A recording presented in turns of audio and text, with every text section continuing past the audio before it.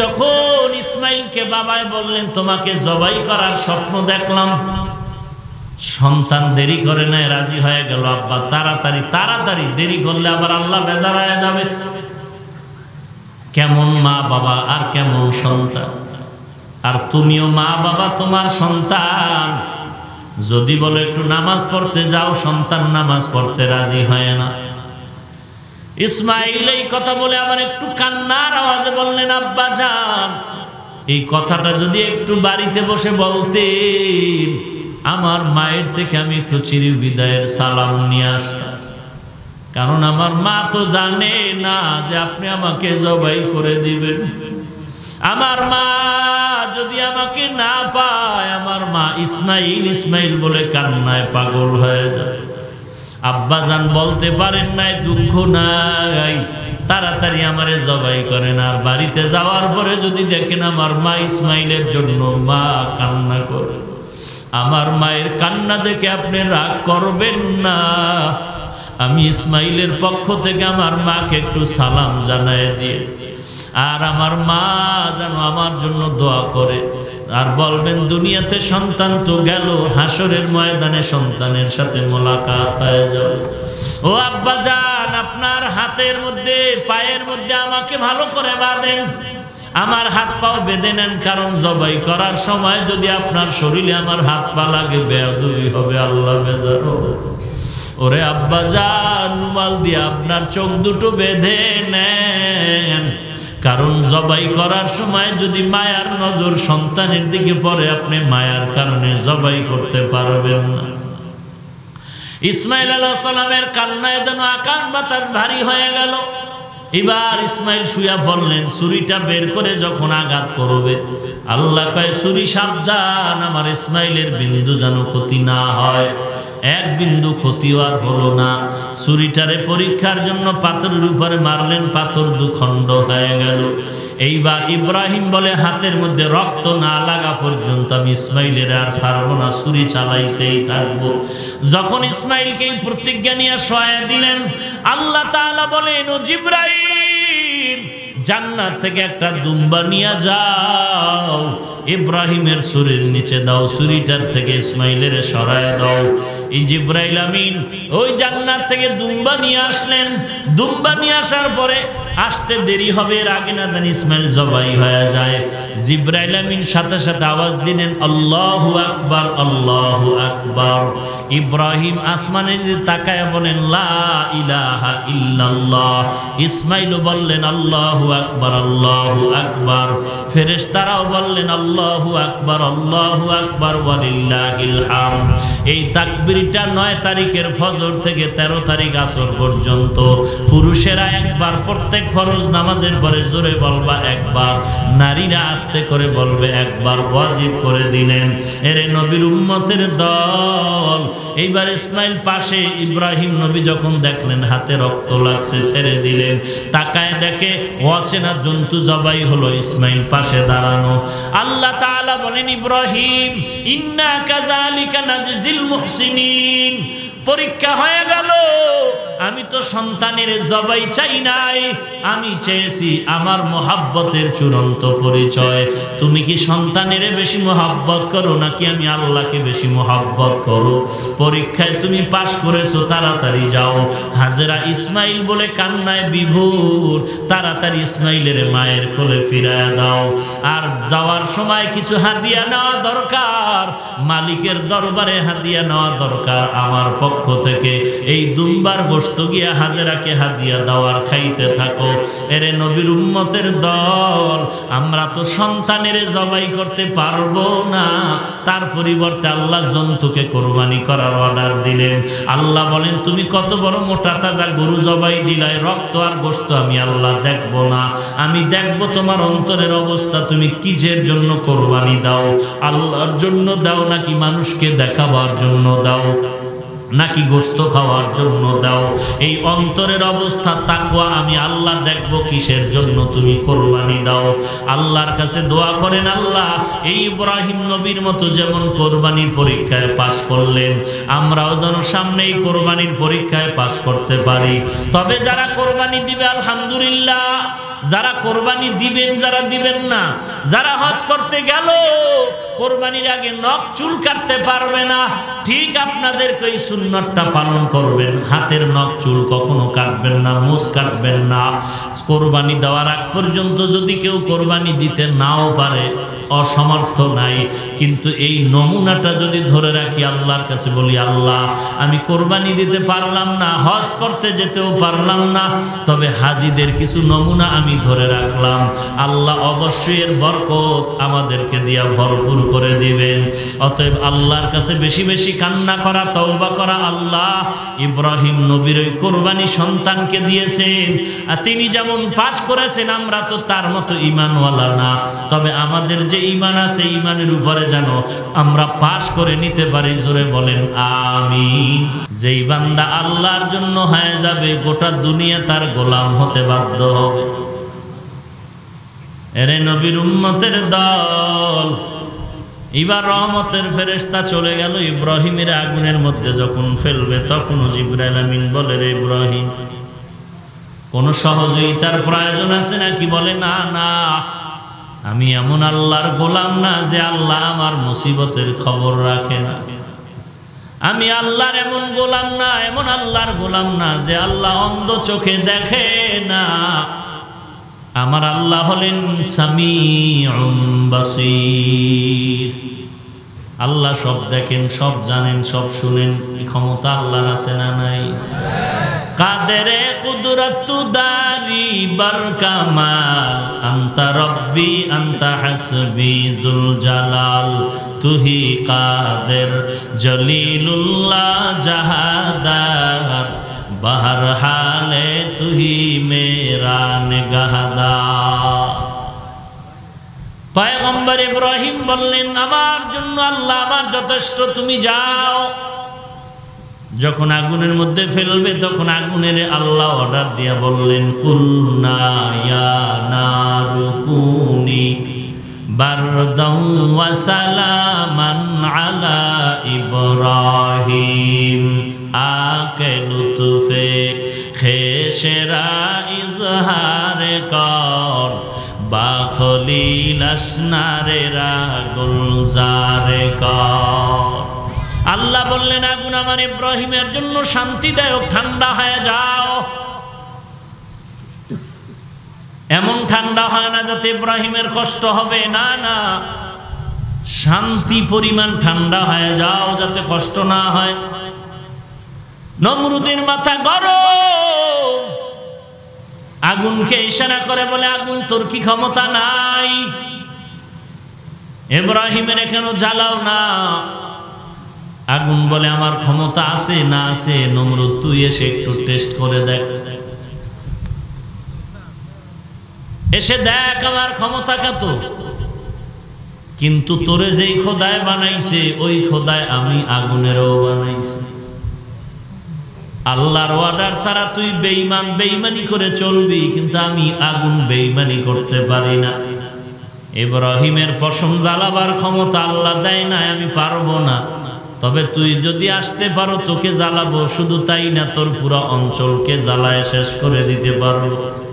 গপ্তে আতেশ মানহুমানাম তাবাসাম তাতুবিনি, গরচু গরচে দর সুরত মিয়ানে আতশাম। আগুন তুমি আমার ভেতরে আসো, আগুনের মধ্যে এসে দেখো আমি কিভাবে জ্বালায় দিতে পারি। কিন্তু আল্লাহর অর্ডার ছাড়া এক সেকেন্ড আমার ডান বাম করার কোনো ক্ষমতা নাই। বরং আমার আগুনের তাপমাত্রা এখন ফুলের বাগানে পরিণত হয়ে গেল।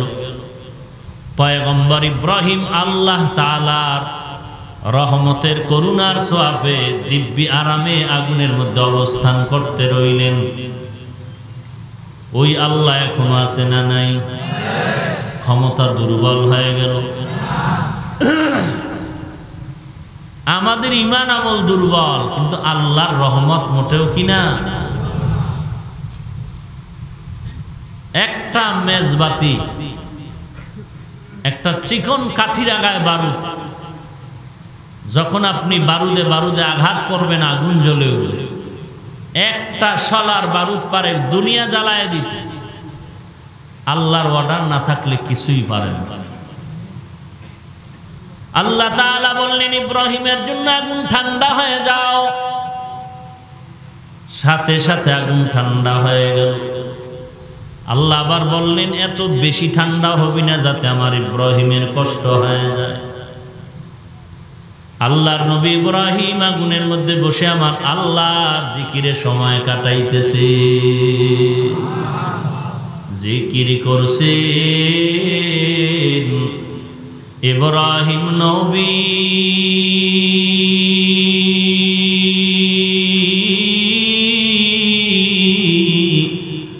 নমরুদের আগুনে ফেলি, আগুন হইল ফুল বাগিচা, আগুন হইল ফুল বাগিচা, নবীর পশম জ্বলে না।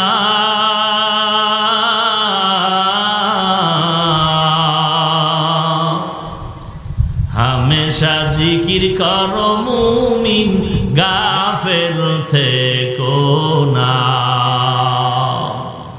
হামেশা জিকির করো মুমিন, গাফেল থেকো না।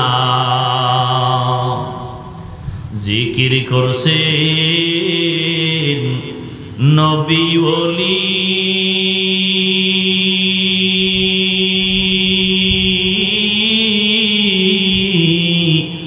খোদার সাথে গেলেন মিলি, দিয়াছিলেন পর্দা খুলি, দিয়াছিলেন পর্দা খুলি, মাবুদ রব্বানা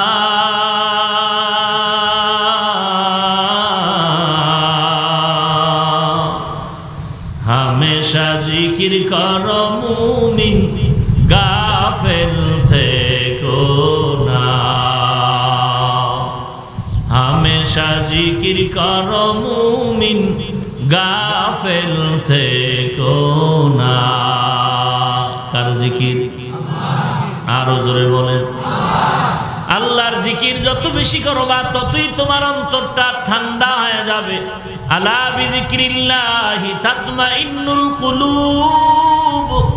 ও দুনিয়ার মুমিনেরা, আল্লাহর জিকিরের দ্বারা তোমাদের অন্তরকে শান্ত করে রাখো, প্রশান্তির ব্যবস্থা করো।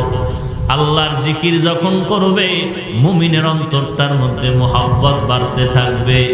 যেই ব্যক্তি যাকে বেশি ভালোবাসে তার স্মরণ সে বেশি করে, ঠিক কিনা? যে যাকে বেশি মোহাব্বত করে তার স্মরণ সে বেশি করে। যে আল্লাহকে মোহাব্বত করে সেই বান্দা হাঁটতে চলতে উঠতে বসতে সব সময় আল্লাহর স্মরণ করে। কথা ঠিক নেই? বড় দুঃখ লাগে রে ভাই, আজকে আল্লাহর মোহাব্বত নিয়ে তো বয়ান, আল্লাহর আশেক দাবি করে, আল্লাহর জিকিরের কোনো খবর নাই। নবীর আশেক দাবি করে।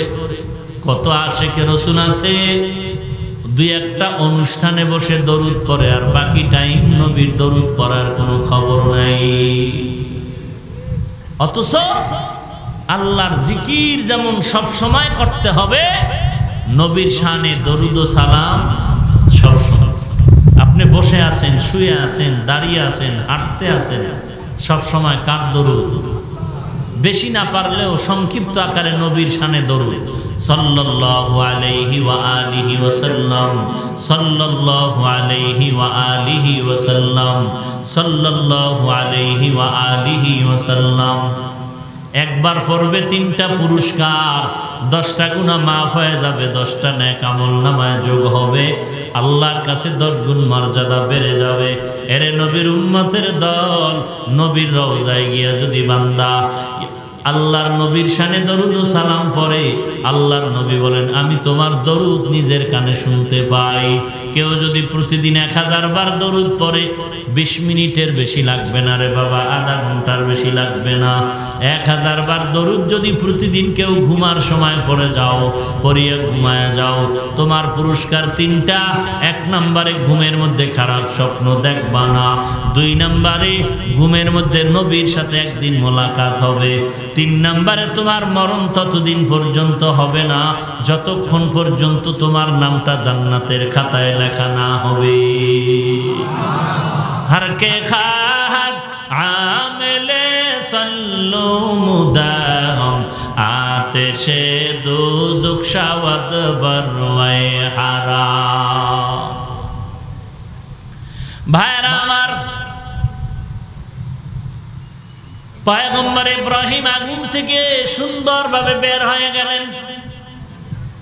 আল্লাহর অর্ডার হয়ে গেল এই দেশে আর থাকার দরকার নাই, ইরাকের শহরে বাবেলে থাকা লাগবে না, এখান থেকে হিজরত করো। ইব্রাহিম নবী তার বিশ্ব সুন্দরী বিবি সারাকে নিয়ে হিজরত করলেন আর বললেন ইন্নী জাহিবুন ইলা রব্বি সাইয়াহদিন, আমি রওনা হয়ে গেলাম, আল্লাহ আমার জন্য একটা সুন্দর ঠিকানার ব্যবস্থা করে দিবেন, বেশি দেরি না, অচিরেই। ইব্রাহিম নবী বিশ্ব সুন্দরী নিয়ে সিরিয়ার পথে সফর করা শুরু করলেন, হিজরত করা শুরু করলেন। মিশরের দেশ অতিক্রম করে যেতে হবে। মিশরের বাদশা বড় জালেম।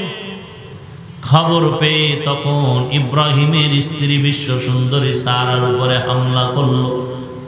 লম্বা ইতিহাস এক পর্যায়ে স্যালেন্ডার হয়ে গেল আর বলল যে আমি আমার আশাটা পূরণ করতে পারলাম না, কেমন জানি জাদু তোমার মধ্যে আছে।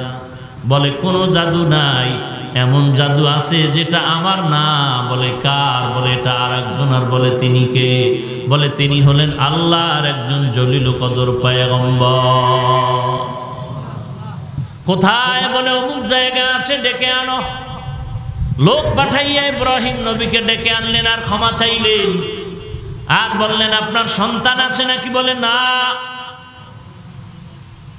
ওই জালেম বাদশা শেষ পর্যন্ত ভালো মানুষ টের পেয়ে তার খাদেমা হাজেরাকে হাদিয়া দিয়ে দিল। হাজেরাকে নিয়ে ইব্রাহিম নবী বিবি সারার অনুমতি ক্রমে বিবাহ করলেন আর আল্লাহর কাছে দোয়া করলেন রব্বি হাবলি মিনাস সলিহিন, ও আল্লাহ তুমি আমাকে একটা নেককার সন্তান দান করো। এরে পর্দার আড়ালের মা বোনেরা, ও বৃদ্ধ বাবাজি, এর যুবক, ইব্রাহিম নবী কত বড় দামি একজন পয়গম্বর। সে যদি আল্লাহর কাছে সন্তান নেককার চাইতে পারেন, তুমি চাও না কেন? তুমি যদি আল্লাহর কাছে সন্তানের জন্য দোয়া চাইতা, আল্লাহ তোমার সন্তানটারে ওলিয়ে কামেল বানায় দিত। তুমিও তো মা, খাজা মঈনুদ্দিনের মাও মা, বড় পীর আব্দুল কাদের জিলানীর মাও মা। তুমিও মা, উজানির কারি ইব্রাহিম রহমাতুল্লাহ আলাইহির মাও মা।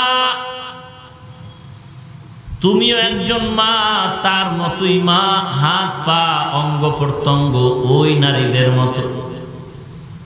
তাদের সন্তান এত বড় আল্লাহওয়ালা হয়ে গেল, তোমারটা কেন হয় না? তুমি 1000 বার তাবিজ নাও, পানি ভরা নাও সন্তান ভালো করার জন্য, এরপরও কেন পারো না? গ্রামের প্রবাদ আছে, গাছ তোমার নাম কি? ফলে পরিচয়। মা বাবা তোমার নাম কি? সন্তানের দ্বারা পরিচয়। ভালো ফল খেতে চাইলে ভালো গাছ লাগাও, ভালো সন্তানের মা বাবা হতে চাইলে ভালো মা ঘরে নাও।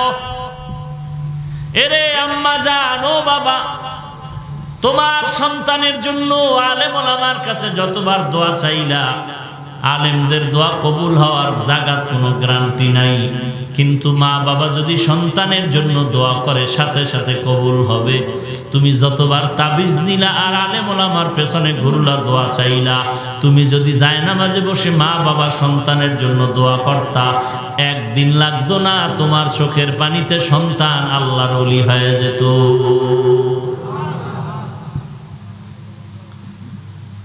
এরে পর্দার আড়ালের মা, সন্তান ভালো হওয়ার জন্য আল্লাহর কাছে দোয়া করো। আল্লাহর কাছে দোয়া করো, রব্বি হাবলি মিন লাদুনকা যুররিয়াতান তাইয়্যিবাতান ইন্নাকা সামিউদ দুআ। আয় আল্লাহ, তুমি আমাকে নেককার সন্তানের মা বাবা বানায়া দাও। আল্লাহ তো দোয়া শিখাইয়া দিয়েছেন, দোয়া পড়ো বারবার। আল্লাহর কাছে বারবার দোয়া করো, রব্বানা হাবলানা মিন আজওয়াজিনা ওয়া যুররিয়াতিনা কুররাতা আয়ুন ওয়াজআলনা লিল মুত্তাকিনা ইমামা। তোমার ব্যবসায় উন্নতি হওয়ার জন্য হাদিয়া দাও, মান্নত করো। হাজীগঞ্জ বড় মসজিদে আমি একটা ছাগল দান করব, ৫,০০০ টাকা দান করব, যদি আমার এই আশা পূরণ হয়। কত বাজে আশা পূরণের জন্য টাকা মান্নত করলা। তোমার সন্তানটা যেন আল্লাহওয়ালা হয়, এই জন্য তুমি কোনো কিছুই মান্নত করলা না, যে আল্লাহ গো আমার সন্তান যদি ভালো সন্তান হয়, আদর্শওয়ালা সন্তান হয়, আমি তোমার দ্বীনের রাস্তায় এত টাকা দান করব। তুমি দোয়া না কইরা সন্তানের মোবাইল কিনিয়া টাকা পয়সা ফ্রি ভাবে ঘোরার জন্য বললা, আর বললা যাও তোমার বন্ধু বান্ধবের সাথে ঘুরে ফিরে তাড়াতাড়ি চলে আসবা, দেরি করবা না। তোমার সন্তান তো ভালো হওয়ার কোনো আশা করা যায় না। আল্লাহ তাআলা সমস্ত পিতা মাতাকে নেককার সন্তানের মা বাবা হওয়ার তৌফিক দান করুন। এরে যুবক আল্লাহর গোলাম, তুমিও ভালো হতে হবে। মা বাবায় দোয়া করার পরেও যেই সন্তানটা ভালো হবে না, ওই সন্তানটা কিন্তু আল্লাহর দুশমনে পরিণত হয়ে যাবে। তখন আর মা বাবার দোষ থাকবে না, তখন সন্তান নিজের দোষে নিজেই ধ্বংস হয়ে যাবে। এ যুবক, আমিও তো মায়ের সন্তান, তুইও তো একটা মায়ের সন্তান। আমিও তোমার মতো যুবক, তুমিও তো আমার মতো যুবক সন্তান। আজকে তোমার পায়ে হাত রেখে কত নরম ভাষায় বললাম, টুপি পরো, নামাজ পড়ো, মা বাবার খেদমত করো। তুমি কেমন মানুষ? তোমার মাথায় টুপি দিলে তোমার খারাপ লাগে, আর আমি তোমার মতো সন্তান, টুপি মাথায় না দিলে আমার খারাপ লাগে। একটু চিন্তা কর। একটা কুত্তা, ভেড়া, বকরির চিন্তা করার মেধা আল্লাহ দেন নাই, মানুষের দান করছেন। একটু চিন্তা করো, টুপি মাথায় দিলে তোমার খারাপ লাগে, আমি মাথায় টুপি না দিলে আমার খারাপ লাগে।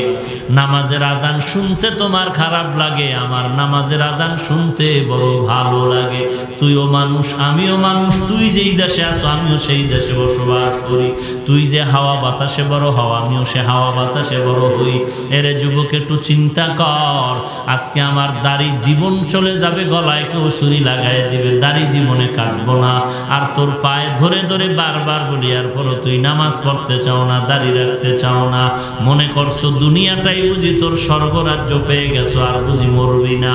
একটু ডানে বামে তাকায়া দেখ, এমন কোনো দিন নাই যে যুবকের লাশের খবর পত্রিকায় নাই। প্রত্যেকটা দিন যুবকের লাশের খবর। এরে যুবক আল্লাহর গোলাম, তওবা করে আল্লাহর কাছে ভালো হওয়ার জন্য তওবা কর। ইব্রাহিম নবী দোয়া করলেন, ও আল্লাহ তুমি নেককার সন্তান দান করো। আল্লাহর সাথে সাথে দোয়া কবুল করে সুসংবাদ দিয়ে দিলেন, ফাবাশশারনাহু বিগুলামিন হালিম। সুসংবাদ নেওয়ার ইব্রাহিম, এমন একটা সুন্দর চরিত্রবান আখলাকি সন্তান আমি দান করব। নবীর দোয়া কবুল হয়ে গেল। হাজেরার গর্ভে প্রথম সন্তান ইসমাইল চলে আসলো।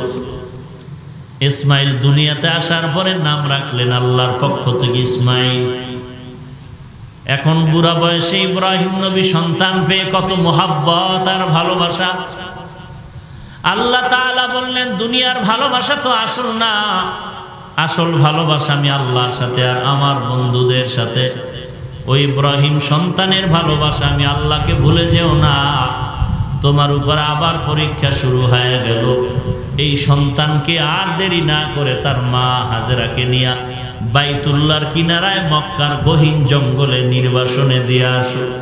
আল্লাহর অর্ডার, আর চিন্তার কোনো কারণ নাই। একেই বলে আল্লাহর গোলামি। আল্লাহ অর্ডার করছে, বুঝি আর না বুঝি মেনে নেওয়ার নাম গোলামি। চেষ্টা চিন্তা প্রশ্ন করা হলো নাস্তিকতা। আল্লাহর কথা মেনে নাও, বুঝে আসো আর না আসো। কেমন কলিজায় আঘাত! সন্তানটা আসলো মোহাব্বতের নজরে, আল্লাহ এখনই অর্ডার করলেন সেই গহীন জঙ্গল যেখানে কোনো মানুষ নাই, কিচ্ছু নাই, ওই বাইতুল্লাহর কিনারায় দিয়ে আসো। মক্কা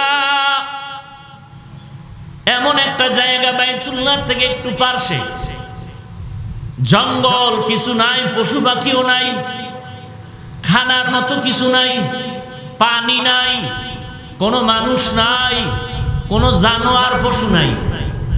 সামান্য কিছু খেজুর আর পানি রেখে ইসমাইল আর হাজেরাকে রেখে নবী বিদায় হবে।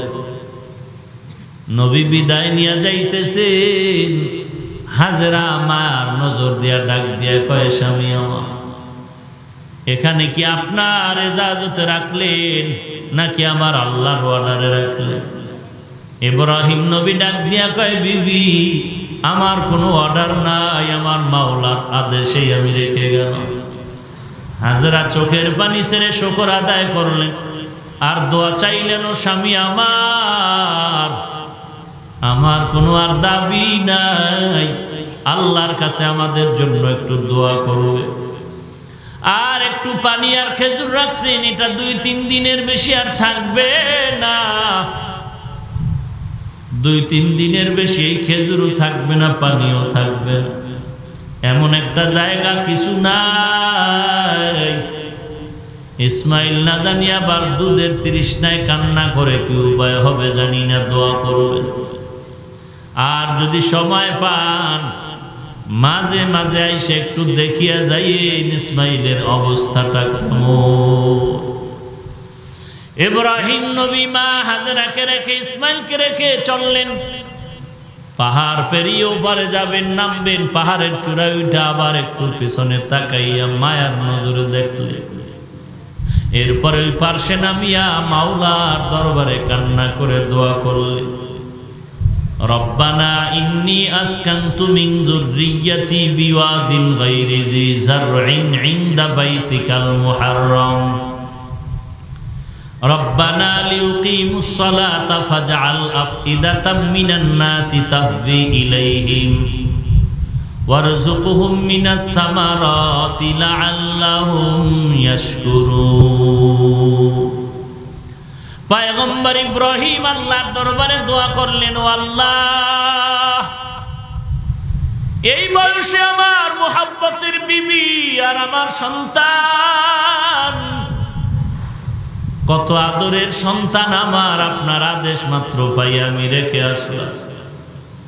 দেখে আসলাম ওখানে মানুষ নাই, জঙ্গল আর পানিও নাই। আমার বিবি হাজেরা মহিলা মানুষ, আর ইসমাইল কেমনে থাকবে জানি না। ও দয়ার মালিক, মেহেরবানি করে পানির ব্যবস্থা করে দাও, রিজিকের ব্যবস্থা করে দাও ফলের মাধ্যমে, আর বসবাসের ব্যবস্থা করে দাও। আয় আল্লাহ, তারা তোমার শুকর আদায় করবে, তোমার কাছে শুকর গুজার হবে। ইব্রাহিম রেখে চলে গেলেন। এদিকে এখন ইসমাইল আর হাজেরার পালার কেউ নাই। রেখে যাওয়া খেজুরও শেষ, পানিও শেষ।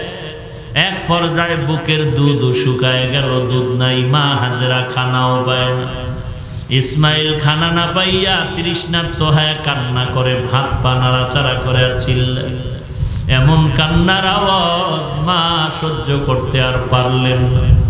মা পাগলনির মতো একবার সাফা পাহাড়ে দৌড়ায়, দেখেনি ওখানে পানি পাওয়া যায়, গিয়ে দেখে পানির কোনো চিহ্ন নাই। আবার ওখান থেকে দৌড়াইয়া ইসমাইলকে মাঝখানে দেখে, আবার মারোয়া পাহাড়ে যায়, দেখিনি পানির মতো কিছু দেখা যায়, দেখে না সূর্যের একটু সামান্য আলো পড়ছে, বালুগুলো চিকচিক করে, মনে হয় পানি। ওখানে চলে গেলে আবার ওখানে গিয়া আবার কান্না করে আবার এদিকে আসলেন। এইভাবে কয়েকবার 7টা চক্কর দিলেন। হাজেরা হঠাৎ করে 7টা চক্করের পরে একটু কানের মধ্যে আওয়াজ আসলো, কে যেন ডাক দিল হাজেরা বলিয়া। হাজেরা চতুর্দিকে তাকায়, কে ডাকলো? গিয়া দেখে একটা টিলার মতো উঁচু জায়গা, ওখানের পাশে একটা লোক দাঁড়ানো। ডাক দিয়ে কয়, রে হাজেরা, এত চিন্তা কেন করো, কি প্রয়োজন? বলে, পানির দরকার। বলে, নাও পানি নাও, আমি তো মানুষের আকৃতিতে আসছি, আল্লাহর ফেরেশতা জিবরাইল আলাইহিস সালাম। জিবরাইলের পাখা দিয়া মাটির মধ্যে আঘাত করলেন, আর পানি বের হওয়া শুরু হয়ে গেল। পানি এমন ভাবে বের হয়ে গেল, হাজেরা পানি পেয়ে আল্লাহর শুকর আদায় করলেন, আর তার মাতৃভাষায় বললেন, ঝম ঝম, থাম থাম। পানিটা থেমে গেল। এবার পানি নিজেও পান করলেন, এরপরে আবার এই পানি সন্তান ইসমাইলেরও পান করালেন। এমন একটা বরকতের পানি, এই পানিটা পান করলে সারা দুনিয়ার বিজ্ঞানীরা বলে এরকম বিশুদ্ধ পানি জমিনে আর কোথাও নাই। এই পানিটা পান করবা দাঁড়াইয়া 3টা উপকার হবে। 1 নম্বরে পিপাসা নিবারণ হবে, 2 নম্বরে তোমার ক্ষুধা নিবারণ হবে, 3 নম্বরে সমস্ত রোগের শেফা হয়ে যাবে এবং তোমার শরীরের ক্লান্তি দূর হয়ে যাবে।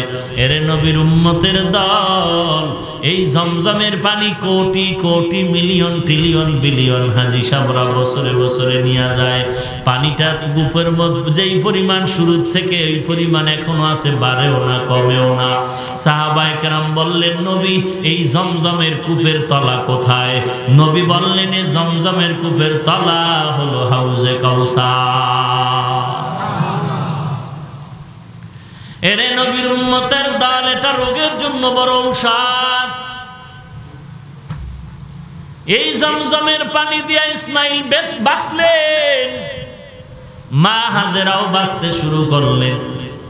এরপরে মক্কার দূরে তায়েফের মাঠে আল্লাহ পাক জিব্রাইলের মাধ্যমে ফলের ব্যবস্থা করলেন। এরপরে সিরিয়ার ব্যবসায়ী লোকেরা ওই পথ দিয়া যায়, ব্যবসার জন্য পানির দরকার। এসে পানি তালাশ করতে গিয়ে দেখে জমজমের পানি পাওয়া গেল। হাজেরার কাছে পানি চাইলেন আর বললেন, দেওয়া যাবে যদি এখানে তোমরা বসত বাড়ি করে থাকো। যখন পানি নিল, পানি দিল, আর মানুষ ঘর বাড়ি উঠাইয়া বসবাস করা শুরু করলো, জমিন আবাদ হয়ে গেল। এই জমজমের কূপ এক সময় হারায় গেছিল, খুঁজিয়া কেউ পায় না, মাটির অনেক নিচে চলে গেল। নবীজির দাদা আব্দুল মুত্তালিবের দ্বারা আল্লাহ স্বপ্ন যোগে আবার জমজমের সন্ধান দিয়ে দিলেন। নূহ নবীর প্লাবনে আবার বাইতুল্লাহ বিধ্বস্ত হয়ে গেল, এটাও মাটির তলে আর পাওয়া যায় না। ইব্রাহিম আলাইহিস সালামকে সন্তান জবাইয়ের ঘটনার পরে অর্ডার করছিলেন, তুমি এখন বাইতুল্লাহ নির্মাণ করো নতুন করে। ইব্রাহিম নবী বললেন, পাই না কোথায়। নূহ নবীর প্লাবনে বাইতুল্লাহ অনেক নিচে চলে গিয়েছিল। আল্লাহ তাআলা আবার নিদর্শনের মাধ্যমে বাইতুল্লাহ ইব্রাহিমকে পরিচয় করায় দিলেন। ওই জায়গায় ইব্রাহিম আর ইসমাইল নতুন করে আবার বাইতুল্লাহ নির্মাণ করলেন। এরে নবীর উম্মত, এখন মানুষের বসতি হয়ে গেল, এখন মক্কার জঙ্গলে মানুষ বসবাস করে। যখন ইসমাইল খেলাধুলার বয়স হয়ে গেল, 12-13 বছরের কিনারায়, তখন আল্লাহর অর্ডার হয়ে গেল, ওরে ইব্রাহিম আর দেরি করা যাবে না, আমার রাস্তায় তোমার প্রিয় মোহাব্বতের বস্তুটারে জবাই করো, কোরবানি দাও। ইব্রাহিম নবী জিলহজ মাসের 8 তারিখে স্বপ্ন দেখলেন। কি দেখলাম বুঝতে পারেন না, 100 উট কোরবানি দিলেন। এই দিনটাকে ইয়াউমে তারবিয়া বলে, সন্দেহের দিন, বুঝতে পারেন নাই। পরের রাত্রে আবার স্বপ্ন দেখা, ইব্রাহিম আমার রাস্তায় তুমি কোরবানি করো তোমার সব থেকে বেশি প্রিয় বস্তু।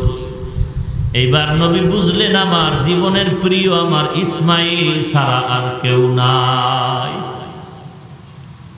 যদিও ঘটনা শুনতে কেমন যেন মনে হয় না কিছু, কিন্তু গভীরভাবে চিন্তা করলে অনেক কিছু। যে নিজের সন্তানকে জবাই করার আদেশ এসে গেল কোরআনে। ইব্রাহিম নবী আর দেরি করেন নাই, কেন কেন কোনো প্রশ্ন নাই, আল্লাহর অর্ডার রেডি হয়ে গেলেন।